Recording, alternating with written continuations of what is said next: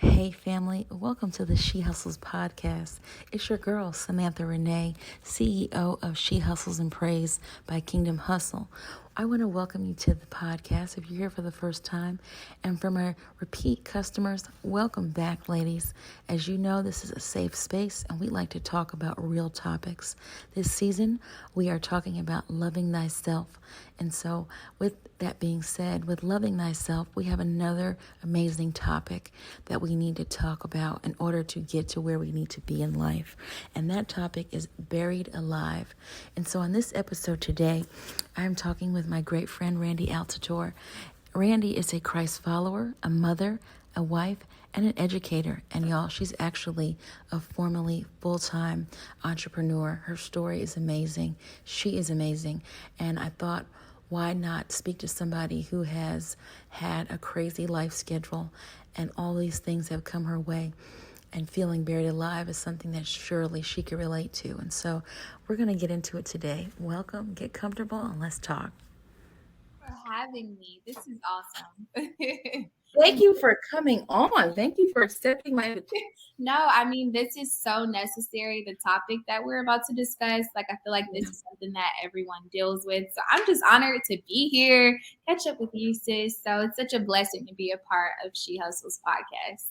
Oh, I told Randy it's not, I can't cry. So I'm just going to be really good and humble when she talks. I'm going to be quiet because I am an emotional person. So yeah. Randy, I'm so excited to talk about it. You're absolutely right. It's something necessary to talk about, and it's real, especially as women, how we feel like we try to take on the whole world. We try to be superwoman, and sometimes we don't necessarily speak up.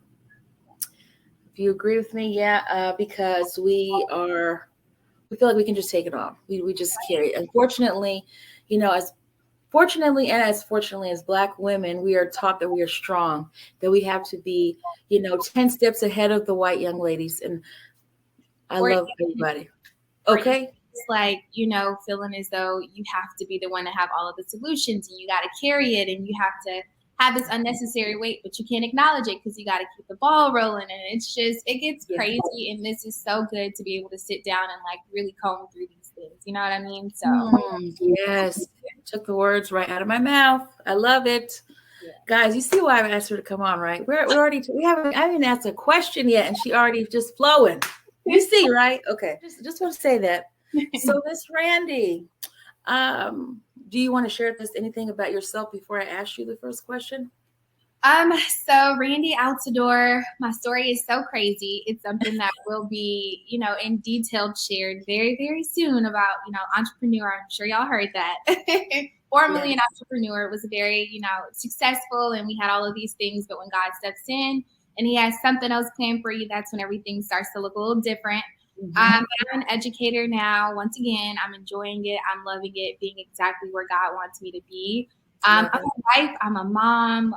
More importantly, that's what I hold near and dear to my heart. So yeah, that's pretty much an overview. You did it right, Sam. First of all, hats off to you. Being formerly an entrepreneur, being a mom, a wife, everything that you are doing, my hat goes off to you. Being an educator, that in itself, to me, that weight, God bless you, I couldn't do it.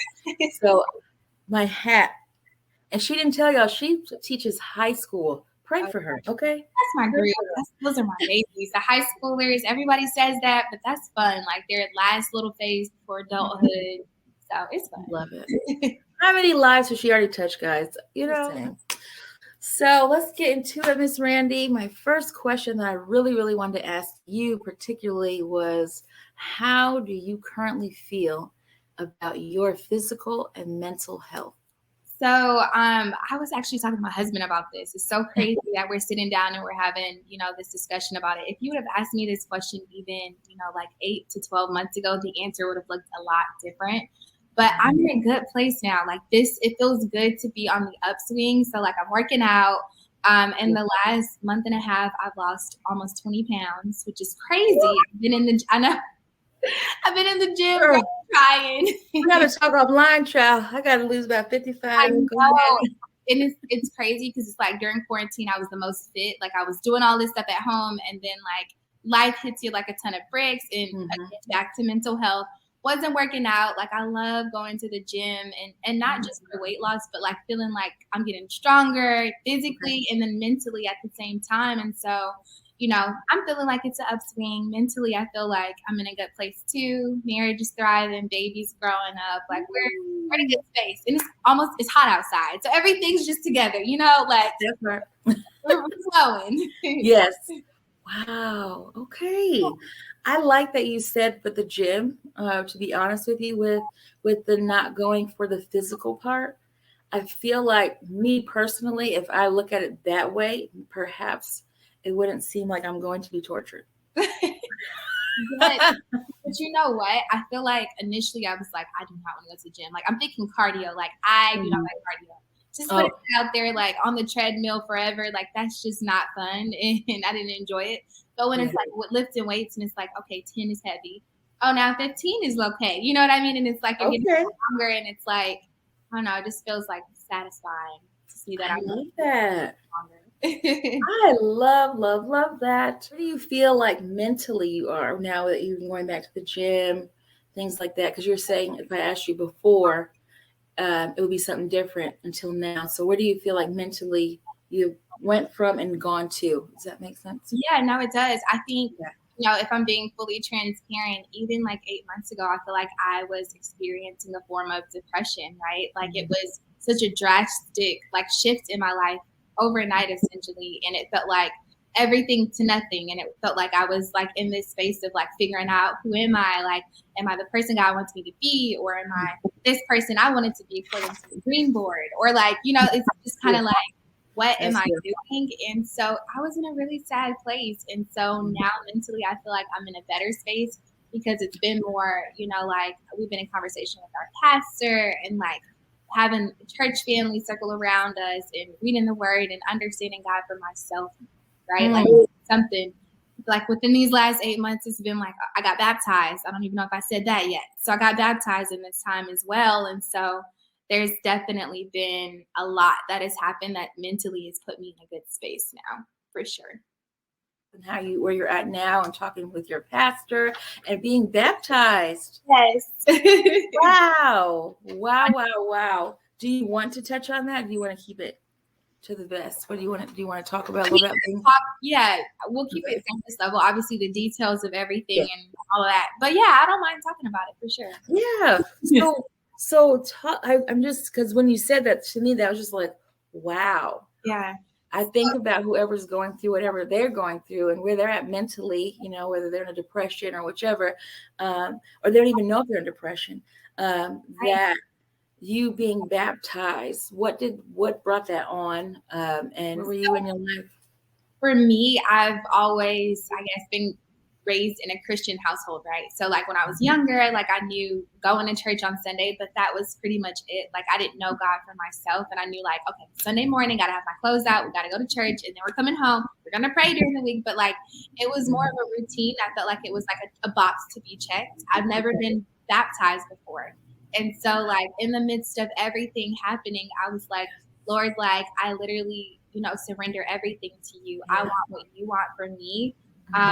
Jeremiah 29:11. Like I know you have plans for me that are way greater than what, you know, I may be experiencing in my life. And so this is the full, like I'm giving my life to you. I am starting, you know, a fresh new life with you. And so like it just felt right. Like I was in prayer about it. And I was kind of like on the fence, like, Lord, I've never done this. It feels like if I do this, this means I'm going all in. I'm trusting you 100%.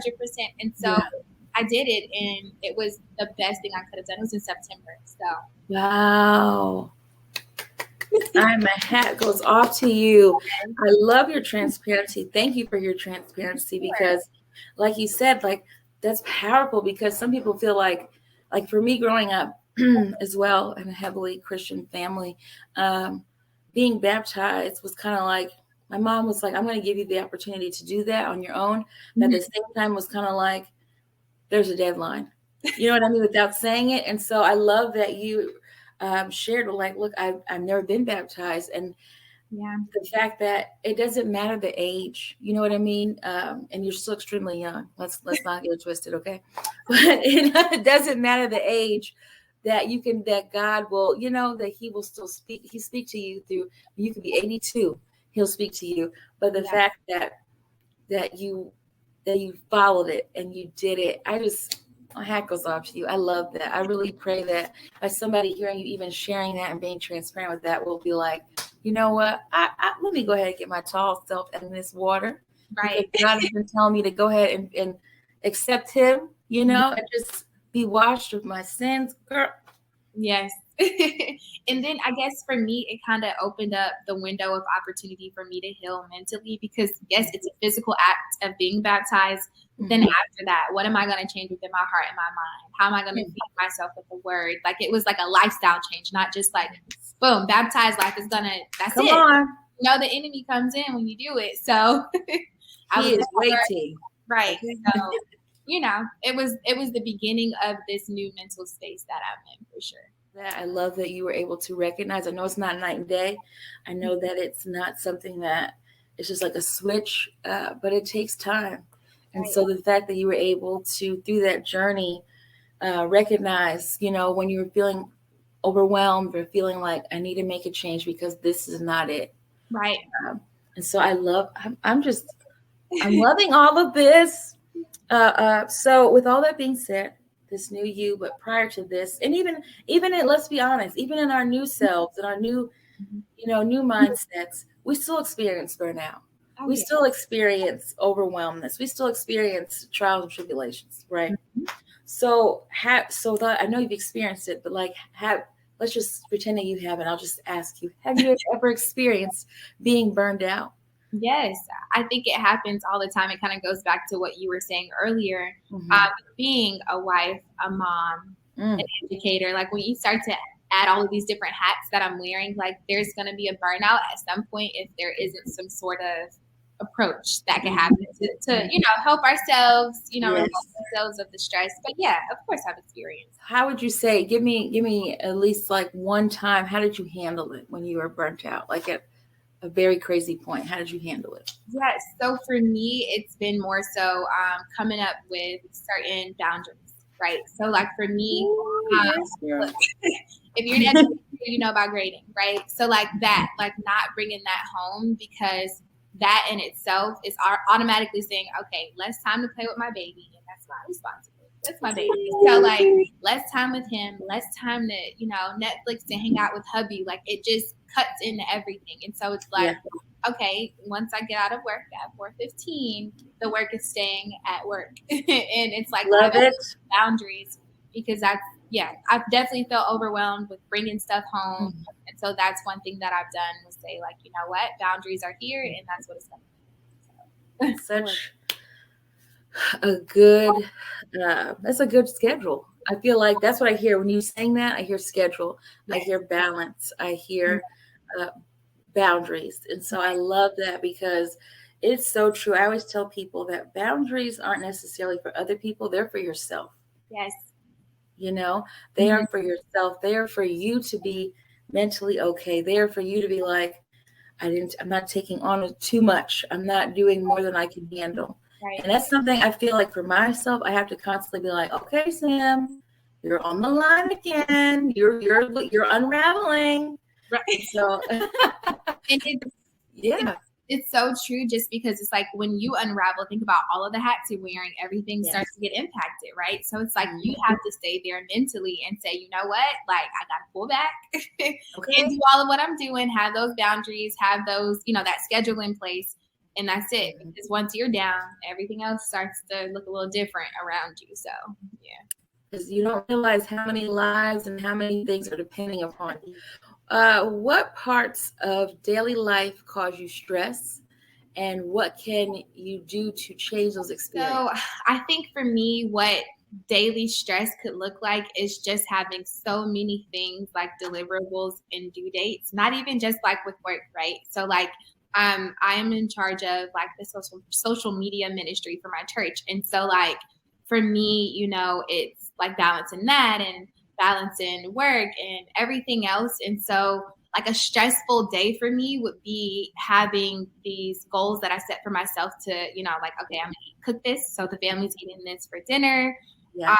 I'm going to grade these papers, email these parents, let them know what's up, schedule these posts for social media. Like a stressful day could be having these goals, which I set very many of them, which I can't always and not meeting them. So that's what stress looks like for me. And so what I've done now is, okay, so have like a lofty goal and then one that's more realistic that I could probably meet. Okay. Kind of meet myself somewhere in between. So it's like a stressful day for me looks like not meeting my goals, but what I'm doing to help that is meeting myself somewhere in between. Giving yourself some grace. Yes, basically. Oh, I love that when you're talking. It's like I wish I had like a little light bulb. It was like, give yourself some grace. Yeah. I love that. We need to do that as people, not just women, just as people. Like you said, you have this goal and you have this goal, and you said, if I could just get them in between. Girl, you're talking in here. I love that because sometimes we, like you said, we have such high expectations for ourselves, just for even for a day, not even just in life. And sometimes when we don't meet those, we're so hard on ourselves, and then it reflects in every other place because we're not focused. We're just like focused on not getting it done versus what I did get done today. Right. Differently. Oh, girl. Yes. I hope people are taking notes because I'm taking notes. Okay. You are never too old to learn. I'm young too. Don't get it twisted. I was about to say, don't play yourself. Come on, girl. There's no grace. There's no grace. Okay. So with that being said, do you believe in therapy? I got to ask that because, our community, sometimes people are like, you go to therapy? Like, what's wrong with you? They want to say, let's pray about it. And that's really more like the older school. But like when we talk to our parents and our culture, like, I don't know how it's with your home, but in my home, it was kind of like, oh, why do you need to go to therapy? Right. Sometimes people go to therapy too late. And I'm learning now in life that it's better to start before things start rising in you, to kind of set the foundation, right? Before things get, before it's too late. So, how do you feel about therapy? Do you believe in it? So it's funny you kind of say like your upbringing. It sounds like ours were relatively similar. So growing up, for me, it was like, therapy, that's not really something we're into. Like, don't go telling those folks our business stuff. You know what I mean? Like family business is family's business, and we're going to figure it out.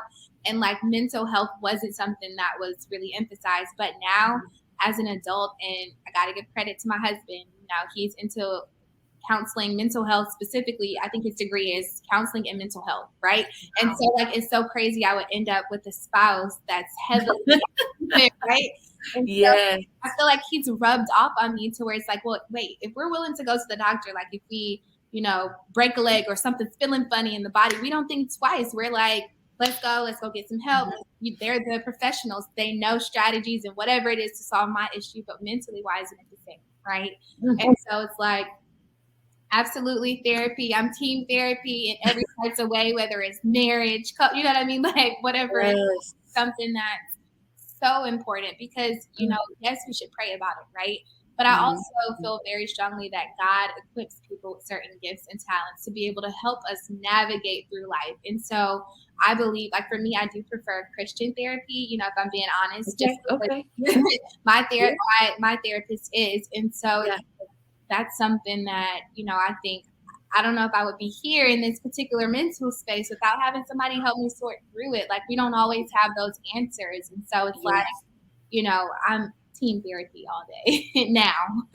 I love that. And I love that you mentioned the Christian piece. That is honestly important. It's extremely important because sometimes when you're going to the therapist, yes, they are trained professionals. And sometimes it does, depending upon, I guess, the severity of going, I would say sometimes, you may have to, depending upon what it is, deeper mentally in terms of mental health. But I would say it's so important to definitely see if the person is a Christian because these people are giving you advice. They're listening to you and they're speaking into your life as well. And you want to make sure that they believe your beliefs kind of align in some form or fashion because you don't want to go out here rogue. No, for sure. I mean, and then I think sometimes, even when we least expect it, God can already have certain things orchestrated for that specific person to be that person He wanted you to meet with. Girl. Like, I don't mind sharing this. In 2017, me and my husband, we did suffer a loss with a miscarriage, right? And so I had never been to therapy my entire life until I was 22 years old when this happened. And I still was like, I'm not going. Like, what is that going to do for me? And he's like, I think you need to go talk to someone, babe. Like, this is something that would be helpful. Long story short, I ended up scheduling like regular therapists at this point. I'm like, I'm going to just go with whoever my insurance provider is going to give me. I'm just going, like, whatever, just to make him happy, right? And then you'll be surprised when I sat down, happened to be a Christian, right? Like the woman, you know, and was able to help me so much, you know what I mean, with seeing so much more about myself, whether childhood, adulthood, or just everything. And so I think about like, therapy is something that's really slept on, but it's so necessary because it doesn't have to be something traumatic. It can just be everyday life that you need therapy for. And so, Woo. Girl, I told you I'm not going to cry today. I told you that. Yes. First of all, my condolences to you. It is never easy losing a baby, a life, you know, and so my condolences to you, and my hat goes off to you for even sharing that, because we don't know whoever sees this, who is experiencing it right now, you know, and some people have experienced it multiple times. And so my hat goes off to you for even sharing that. Thank you for sharing that. Thank you for feeling that this was a safe enough space to share that. So thank you. We do not take that lightly. And below, guys, I'm going to put some resources for therapy. If you are not aware or not sure how to even take the first step, I'll put some resources in the description so that way you guys can check that out, because it's a real thing. You know, it's something that we really do have to take care of. I struggle with being consistent with my therapy, and that's something personally I have to really perfect on, because I can feel myself. I can feel triggers now. Now that I've spoken to someone and talked about things, when something's happening, I'm like, I'm feeling triggered, and I'm trying to, you know, process it. And you need help through that process. You know what I mean? I learned that through my time with therapy that I've gone thus far, that stop suppressing those feelings that I have. Stop making it seem like, well, she's going through so much more than me, so what I'm going through is not that important. You know, the comparison, right? Like, it could be worse, right? Like, so I should be able to go through this, but like, no, like no one's on a scale saying this is worse, this is better. Like, no, everybody needs that support. I definitely know what you mean. It's so true. It's so true. And it's crazy. When I went for my first session, I want to tell you, I feel like I may have hit the Guinness World Book of Records, because it wasn't even 1 minute. And all she did was just say, what brought you here today? Girl, the tissues. It's just like when you finally sit down and it's like, this person wants to hear what I have going on up here. Like, you know, so yes. I think I spent most of the beginning of my session just crying, and I didn't realize what was all bent and pushed and pressed and in here, you know. And we didn't even cover we only covered like how I came into the world and birth. Oh, wow. And she was like, girl, that's already heavy. I'm like, really? She's like, you know, what you experience is not normal. And so for somebody else to hear that and get that from just a small inkling of what I shared, it blew my mind. It was like all this time that I thought that I was maybe over dramatizing things and stuff like that. She was like, no, there's real stuff there. And so the fact that you could even, I love that you were like, you know, let me just satisfy my husband and go. And then when you walk from the door, you're like, dang, I really need to be here, child. Let me. He knew clearly, but like, oh my, I needed to be here. It happened. And it's something I'm always going to advocate, because I feel like even what you were saying within our community, it's just something that's not really emphasized as much. I will say within the last few years, it seems like there has been like an awakening to it more, or more than which I'm proud of. And I'm excited to see more people like understanding how serious and necessary that it really is. What are some steps that you can do when you are beginning to feel overwhelmed? What are some things that you do when you feel yourself feeling overwhelmed? What are some steps that you feel that have worked for you? So for me, I just immediately start to think about how can I have some sort of self-care, right? And so like when I'm feeling overwhelmed, I do take steps back. When I'm not meeting myself at that lofty goal, like circling back to what we were talking about, Yeah. take some steps back and then have to give myself some grace. And that self-care could look like something as simple as, okay, go get my nails done, right? Just something. Yes, yes. Like something to make me feel like, okay, take care of self, and then I'm gonna be able to take care of everybody and everything else, right? And it's like I always say this: if you're not feeling full on the inside, how can you pour into other people or other things around you effectively, right? And so if it's empty, I got to find some way to pour me back up. And so it's like, different things like that. I'm always in, prayer.